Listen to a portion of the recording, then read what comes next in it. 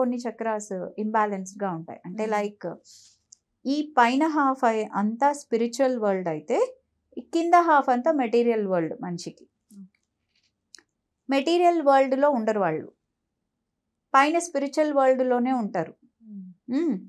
ఇంట్లోనేమో వాళ్ళ హస్బెండ్ కానీ వాళ్ళ పిల్లలు కానీ పదా సినిమాకి వెళ్దామంటే వీళ్ళు రారు, నేను ధ్యానం చేసుకోవాలి అని ఇంట్లో కూర్చుంటారు. ఓకే, ఆ రెండింటి మధ్యలో బ్యాలెన్స్ లేదు, ఇంకా ఎక్స్ట్రీమ్గా వెళ్ళిపోతారు, బ్యాలెన్స్ ఉండదు.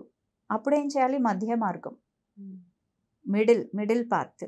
మీకు ఓన్లీ స్పిరిచువాలిటీయే కాదు, మెటీరియల్ ప్లెజర్స్ కూడా ఎక్స్పీరియన్స్ చేయడానికి ఎర్త్ మీద ఉన్నాం, లేకపోతే అక్కడెక్కడ ఉండేవాళ్ళం, భూమి మీద ఎందుకు కదా.